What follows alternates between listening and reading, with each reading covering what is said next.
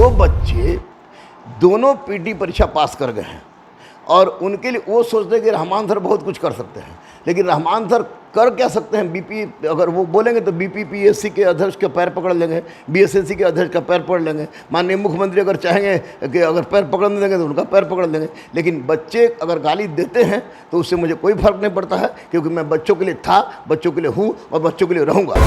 नमस्कार, आप देख रहे हैं एचएस बिहार। मैं हूं आदेशपुरी। बिहार में दरोगा की परीक्षा और बीएसएससी की परीक्षा इंटर स्तरीय दोनों का डेट 29 नवंबर को कर दिया गया है। हालांकि छात्र जो हैं वो बीपीएसएससी आयोग में जाते हैं, अपना एप्लीकेशन देते हैं और आयोग के द्वारा ये कहा जाता है कि उन्हें संज्ञान में नहीं था कि इंटर स्तरीय का भी परीक्षा 29 नवंबर को ही किया गया है और उन्होंने आश्वासन दिया कि इसे ऊपर तक रखा जाएगा और समाधान की कोशिशें की जाएंगी। लेकिन बहुत सारे छात्र हैं जो हमसे कांटेक्ट कर रहे हैं, उनका कहना है कि मन जो है पढ़ाई में नहीं लग रहा है, क्योंकि दरोगा आयोग के द्वारा ये भी कहा गया कि परीक्षाएं जो है अटल है, 29 नवंबर को ही होगी। तो इसको लेकर काफ़ी असमंजस का माहौल है। हमारे साथ है रहमान सर, इनके पास भी छात्र जो हैं बड़ी संख्या में जुड़ रहे हैं। सर, आपका क्या आग्रह है कि आयोग को जल्दी ही क्लियर कर देना चाहिए ये जो असमंजस की स्थिति है इसको? देखिए, आदेश मैं स्पष्ट रूप से बता दे रहा हूँ आपको कि आयोग कह रहा है कि अटल है, तो आयोग निश्चित रूप से अटल की बात नहीं है, क्योंकि आयोग और छात्रों के बीच का संबंध वो पिता पुत्र के समान होता है और होना भी चाहिए, है भी। तो मैं स्पष्ट रूप से सिर्फ इतना कहना चाह रहा हूँ कि एक तो वैकेंसी नहीं है, केंद्र में कोई वैकेंसी नहीं आ रही, रेलवे की वैकेंसी बंद है, एसएससीजीएल का वैकेंसी बंद है। और वैसी परिस्थिति में बिहार में 2446 बच्चों के लिए जो मुख्य परीक्षा होने जा रही है दरोगा की, जिसका पीटी का रिजल्ट निकल गया है। और सबसे बड़ी बात कि 2014 में निकली हुई वैकेंसी जो 7 साल बाद उसका पीटी हुआ, पीटी के बाद उसका रिजल्ट निकला। और मैं आपको बता दूं कि 10,000 लड़के ऐसे हैं जो इंटर स्तरीय पीटी भी पास किए हुए हैं और 24 आपको दरोगा का पीटी भी पास किए हुए हैं। तो ऐसी परिस्थिति में स्पष्ट रूप से मैं माननीय बीपीएसएससी के अध्यक्ष महोदय से, सचिव महोदय से, ओएसडी महोदय से और साथ ही साथ आपको बीएसएससी के अध्यक्ष महोदय, माननीय बीएसएससी के अध्यक्ष महोदय से, सचिव महोदय से, ओएसडी महोदय के साथ साथ माननीय मुख्यमंत्री से अपील करूंगा कि छात्र मानसिक रूप से प्रताड़ित हैं, उनका पढ़ने में मन नहीं लग रहा है और छात्रों के भविष्य को देखते हुए आप अगर उन पर कृपा कर दें आप, तो ये हमारी याचना है, उनसे रिक्वेस्ट है, निवेदन है कि छात्रों के साथ कृपा करते हुए कम से कम 1 सप्ताह का डेट बढ़ा दें, ताकि बच्चे को दोनों परीक्षा देने में सहूलियत हो। क्योंकि 2446 लड़के जो 2446 पद के लिए जो 50,072 छात्रों ने पीटी पास किया है, तो 50,072 लड़कों की नौकरी नहीं लगेगी, लेकिन उसमें से 11,000 लड़के की नौकरी आपको दरोगा में इसमें इंटर स्तरीय में लग जाएगी। तो निश्चित रूप से एक बेरोजगार की एक लंबी श्रृंखला समाप्त होगी। और बीपीएसएससी हो या बीएसएससी हो, वह निश्चित रूप से पिता तुल्य है, उसके अध्यक्ष और सचिव जो हैं वो पिता तुल्य हैं, सरकारी तंत्र हैं, वह छात्रों के साथ न्याय करें। और छात्रों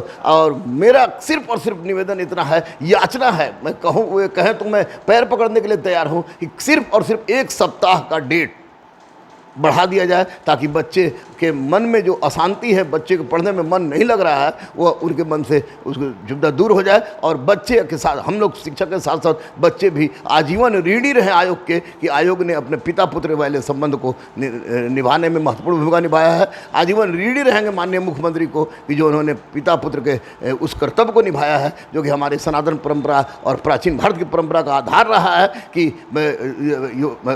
राजा और प्रजा के बीच का संबंध पिता और पुत्र के समान होता है। तो मेरा केवल और केवल निवेदन है, रिक्वेस्ट है, याचना है और कि आप 1 सप्ताह डेट बढ़ा दीजिए, या तो दरोगा का डेट बढ़ा दीजिए या बीएसएससी का डेट बढ़ा दीजिए। इसको किसी भी दृष्टिकोण से प्रतिष्ठा पर लेने का सवाल नहीं है, क्योंकि मैं उन गरीब बच्चों को देख रहा हूँ जो माँ का जेवर गिरवी रख के आए हैं, उन गरीब बच्चों को देख रहा हूँ जो जिनके पिता खेत पर बटैया पर काम करते हैं। मैं उन गरीब बच्चों को देख रहा हूँ जिनके पिता आपको ज़मीन गिरवी रख के आए हैं, तो उनके घर में, जिनके घर में खाना बनने के लिए चूल्हा नहीं जलता है, कम से कम इस बेरोजगारी रूपी महिषासुर का इस नवरात्र के अवसर पर वध हो। और माननीय बीपीएसएससी के अध्यक्ष और बीएसएससी के अध्यक्ष और साथ साथ माननीय मुख्यमंत्री इस पर कदम उठाएं और छात्रों के हित में सोचें। सर, छात्रों की बात आप कर रहे हैं, मैं दूसरे भी टीचर का लेता हूं तो उसमें आते हैं छात्र कहते हैं रहमान सर से आप क्यों नहीं कमेंट लेते हैं, रहमान सर क्यों नहीं कहते हैं आगे रहने के लिए। मैं आपका लेता हूं तो बहुत सारे छात्र जो हैं बड़ाई भी करते हैं और बहुत सारे छात्र जो है आपकी बुराई भी करते हैं, बहुत गलत गलत कमेंट करते हैं आपको लेकर, पर्सनली आप पर हमला करते हैं। तो ऐसे में आप छात्रों से क्या कहना चाहेंगे, जबकि आपका इतिहास रहा है कि आप छात्र के लिए कितने बार आपने लाठी खाई है, धरना प्रदर्शन किया है, सब कुछ किया है। देखिए, बच्चे जब गाली बकते हैं तो मुझे किसी भी तरह का आक्रोश नहीं होता है, खुशी होती है। वास्तव में आदेश, जो बच्चे दोनों पीटी परीक्षा पास कर गए हैं और उनके लिए वो सोचते हैं कि रहमान सर बहुत कुछ कर सकते हैं, लेकिन रहमान सर कर क्या सकते हैं? बीपी अगर वो बोलेंगे तो बीपीपीएससी के अध्यक्ष के पैर पकड़ लेंगे, बीएसएससी के अध्यक्ष का पैर पकड़ लेंगे, माननीय मुख्यमंत्री अगर चाहेंगे कि अगर पैर पकड़ देंगे तो उनका पैर पकड़ लेंगे। लेकिन बच्चे अगर गाली देते हैं तो उससे मुझे कोई फर्क नहीं पड़ता है, क्योंकि मैं बच्चों के लिए था, बच्चों के लिए हूँ और बच्चों के लिए रहूँगा। और रही बात कि अगर बच्चे कुछ असामाजिक तत्व कहें कि रोड पर जाकर हम हिंसा के बल पर और भीड़ लगा के हिंसा के बल पर पथराव करके ये काम करूं, तो मैं मर जाऊंगा वो काम नहीं करूंगा, क्योंकि मैं भारत का वासी हूं और भारत श्रीमद् भगवद गीता को आधार मानता हूं और मैं मानता हूं कि जो अहिंसा में दम है वह किसी चीज़ में दम नहीं है। और मैं बच्चों के लिए आवाज़ उठा रहा हूं। बच्चे गाली बके, वही बच्चे जो गाली बकते हैं वही बच्चे बाद में हमको थैंक यू गुरुजी कहने लगते हैं। तो अब ये स्वाभाविक है कि बच्चे चाहते हैं कि मैं रोड पर जाऊँ, और मैं काम कर नहीं सकता। लेकिन बच्चों के लिए आवाज़ उठाने की जहाँ बात है, तो आज तक किसी ने आवाज़ नहीं उठाया। आप इसके ज्वलन प्रमाण है, आवाज़ मैंने ही उठाई है, रिक्वेस्ट की मुद्रा में उठाई है, और अध्यक्ष महोदय से, सचिव महोदय से, माननीय मुख्यमंत्री से मैंने नम्र निवेदन किया है। आपको ये नहीं पता होगा कि मैं दधीची दे दान में मैंने संपूर्ण शरीर दान कर दिया है, और संपूर्ण शरीर दान करने वाला विश्व का प्रथम मुसलमान हूँ। और मेरा फोटो अगर मोहन भागवत जी के साथ रहता है, मेरा फोटो अगर जेपी नड्डा जी के साथ रहता है, मेरा फोटो अगर आपको जो पटना के सांसद के साथ रहता है, सुशील मोदी जी के साथ रहता है, तो वो लोग सब दधीची दे दान से संबंधित है। और उस कारण बच्चे हमको कहते हैं कि आरएसएस का एजेंट है, बीजेपी के एजेंट है, सरकार है। अगर मैं सरकार होता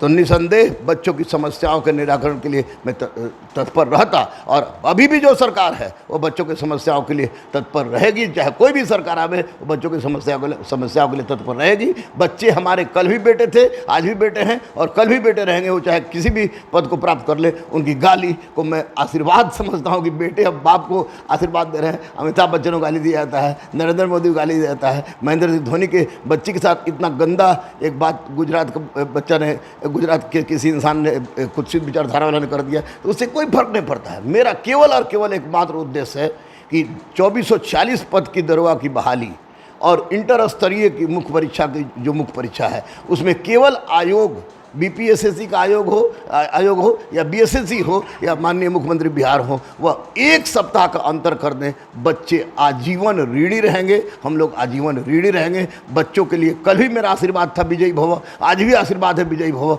कल भी आशीर्वाद रहेगा विजयी भव। तो ये थे रहमान सर, जिनका साफ कहना है कि एक हफ्ते की जो गैप है वो दे दिया जाए, चाहे वो बीएसएससी दे चाहे बीपीएसएससी दे, जिसके लिए वो सदा ऋणी रहेंगे। वही छात्रों के बारे में कहना है कि जो छात्र इनका अपमान करते हैं या सम्मान करते हैं, सभी इनके पुत्र समान हैं और सभी के कल्याण के लिए सोचते हैं। तो हमारी रिक्वेस्ट है कि आयोग जो है जल्द से जल्द इस पर क्लियर कर दे, क्योंकि छात्र जो हैं वो काफ़ी डिप्रेशन में चल रहे हैं और हमेशा उनका कमेंट आ रहा है, बयान आ रहा है कि आयोग से आप रिक्वेस्ट करें कि वो तुरंत ही इस पर कोई फैसला करे। तो फिलहाल इस रिपोर्ट में इतना ही। वीडियो पसंद आया तो इसे आप लाइक करें, शेयर करें और हमारे चैनल HSBR को सब्सक्राइब करना ना भूलें। आपका बहुत बहुत धन्यवाद।